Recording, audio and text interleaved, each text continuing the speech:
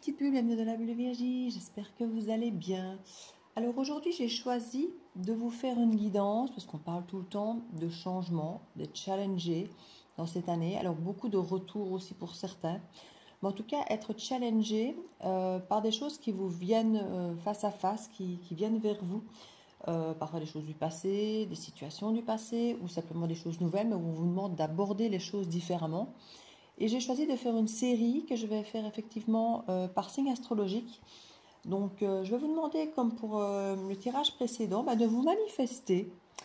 Je vais faire ici tous les signes, donc je relaisse l'opportunité à tous les signes de se manifester. Et je vais aller chercher effectivement qu'est-ce qui arrive à vous, qu'est-ce que ça va vous apporter, le challenge que ça va être, peut-être la façon dont on vous encourage à l'aborder pour pouvoir vous aider au fil de cette année. Et si effectivement je vois que certains signes ressortent à nouveau davantage par les manifestations, des vues, des pouces, des commentaires, eh bien je ferai des petits bonus, soit qui iront directement ensuite de ces guidances suivant la guidance, soit qui viendront prolonger pour apporter d'autres messages. On verra un petit peu ce qu'il en suivra.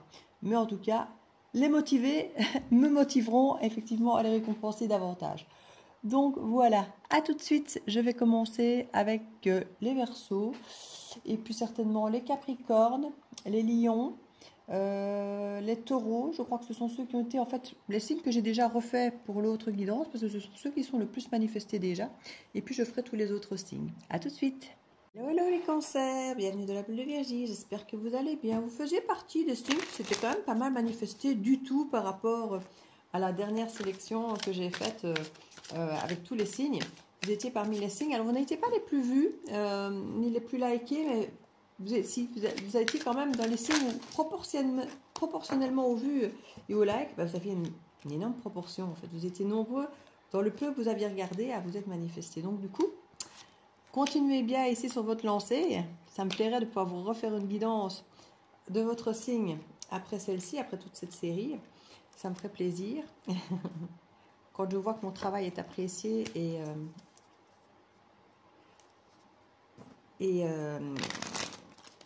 accepté comme ça, reconnu avec sa valeur, ça fait du bien, ça fait plaisir. Donc je valorise ceux-là aussi. Voilà. Envie de valoriser ceux qui me valorisent, ça me semble logique, hein. C'est un juste retour, hein. Donc, ce qui vient ou revient à vous pour cette année 2025, qui vient vous challenger, c'est un magicien. Alors, ça peut être dans la temporalité du mois de janvier-février, ou ça peut être quelqu'un du signe du Verseau ou du style Verseau. Ça peut être quelqu'un qui vient se manifester, qui vient agir, qui vient vous offrir sa coupe. Alors, je ne dis pas que cette personne dira la vérité. Vous allez d'ailleurs vous en méfier et ce n'est pas impossible que vous partiez. Alors, je vais voir avec les cartes suivantes si c'est vraiment ce qu'on vous encourage à faire ou si c'est le challenge justement de ne pas vous protéger, de ne pas fuir. Je vais regarder. La dernière ligne, ce sera pour savoir comment aborder ce challenge. Ici, en tout cas, il y a quelqu'un qui arrive, qui manifeste quelque chose, qui manifeste un amour, ou en tout cas un intérêt, un cadeau, une déclaration, une attitude chevaleresque et émotionnelle, peut-être amoureuse. Alors, est-ce que c'est quelqu'un du signe du Verseau? Est-ce que c'est quelqu'un en janvier-février pendant la période du Verseau? Ou quelqu'un qui a cette typicité au niveau du caractère? Donc, quelqu'un d'altruiste, quelqu'un d'original, d'utopiste, quelqu'un qui a quand même tendance à beaucoup s'occuper des autres, mais qui aime bien quand même sa solitude, qui aime bien d'être différent, qui a sa façon de faire, bien à lui, bien à elle. On a quelqu'un ici qui aime bien de sortir des rangs, qui aime bien, j'ai mélangé les cartes n'importe comment, j'ai brassé dans les deux sens, j'ai l'impression. Pas partout. Et je m'en rends compte ici quand je vais tirer vos dernières cartes que j'ai fait du n'importe quoi. Ah non, ça va, c'est bon. Donc, c'est peut-être un signe aussi qu'on a la sensation d'avoir fait n'importe quoi, d'avoir tout mélangé. Alors justement, ici, pour l'instant, je ne sais pas encore si ce magicien, il est vrai ou pas. Parce que le magicien, il manifeste, mais il a aussi tous les outils pour mentir. Dans ça. Donc certains peut-être devront faire attention, parce qu'effectivement, ce magicien peut être menteur. Dans d'autres, c'est quelqu'un qui va réellement manifester dans l'action. Ici, en tout cas, vous allez avoir tendance, dans ce challenge de cette manifestation de cette personne ici ou de cette situation, d'avoir tendance à vous protéger, voire de fuir, d'aller voir s'il n'y a pas quelque chose de plus calme ailleurs, plus loin, et puis après de vous retrouver dans les remords et les regrets. Et ici, c'est peut-être justement l'idée, peut-être est-elle de ne pas fuir ou de justement de ne pas regretter ou de je vais aller voir un petit peu quelle est l'attitude à avoir face à ce challenge, qu'est-ce qu'on attend de vous. Hop là. Le soleil, le Gémeaux. Alors c'est marrant parce que le Gémeaux a un côté versatile que j'ai toujours eu mais non. Et le dos de deck pour dire d'avoir une troisième carte après, étrangement, c'est à nouveau un personnage qui jongle avec deux choses. Un petit peu comme le Gémeaux, hein. On jongle avec oui, non, peut-être, je ne sais pas, j'irai bien ici, j'irai bien là. On vous demande peut-être de ne pas fuir trop vite. Pour moi ici, on vous demande de mettre avec le soleil cette forme de mise en lumière de la situation, de ce qu'on va vous apporter, de cette coupe. Pour justement, je vous disais, je ne sais pas si elle est réelle ou non, je ne sais pas si c'est un menteur ou quelqu'un qui va agir. C'est justement ce qu'on vous incite à regarder. Je ne sais pas, je ne croyais pas si bien à dire. Avant de vous protéger et de fuir, et puis après peut-être de regretter, on vous dit, mettez en lumière justement. Est-ce que cette personne ne fait que de parler? Est-ce qu'elle agit? À vous de savoir justement, est-ce que oui ou non cette personne agit concrètement? Est-ce qu'elle fait, est-ce qu'elle promet? Est-ce qu'elle ne se contente que de parler ou est-ce qu'elle met de la poudre aux yeux?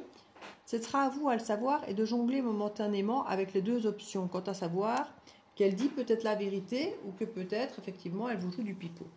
À vous, je ne vais pas dire de jouer la comédie ou de créer l'illusion que vous croyez aux deux, mais dans un premier temps, je crois que le défi, ça ne va pas être de fuir trop vite ou de vous refermer trop vite, parce que je sais que les cancers, ils ressentent énormément de choses, ils ont de l'intuition, ils voient les choses, ils les sentent, mais ils ont peur de se faire confiance. Ici, peut-être que par habitude de vous faire avoir et de ressentir et de voir certaines choses, vous allez peut-être avoir envie de trop vite vous protéger, de trop vite fuir et de trop vite fermer tout pour être sûr de ne pas souffrir. Or, peut-être qu'ici, ce n'est pas nécessaire. On vous dit, n'ayez pas peur du passé, n'ayez pas peur pour l'avenir, regardez le présent. Comment ça se passe, ce qui est fait, ce qui est dit concrètement. Et laissez le temps de voir les choses, de les observer. Prenez ce temps à rester en tête un petit peu. Alors, on vous dit bien qu'on ne va pas pouvoir jongler avec les deux éternellement, hein, qu'il y a quelque chose effectivement qu'il va falloir faire mourir, mais il y a un nouveau départ passionnant, passionné après une rupture. Donc, est-ce que c'est ici qu'il va falloir rompre? Revoilà le signe du cancer à l'envers qui apparaît à l'été. Donc, il y a quelque chose ici pour moi qui vous stresse. On le voit, que le fait de potentiellement couper quelque chose peut-être vous stresse et en même temps c'est vers ça que vous allez le plus. Or, on vous demande peut-être de ne pas aller trop vite dans ce sens, alors de ne pas rester trop longtemps non plus le cul de deux chaises. Hein. Il y a quelque chose, comme je dis, à devoir faire mourir. Peut-être justement l'hésitation, peut-être la crainte, peut-être le doute. Ici, il y a vraiment quelque chose. Ouais, ici, on est sur juin, juillet.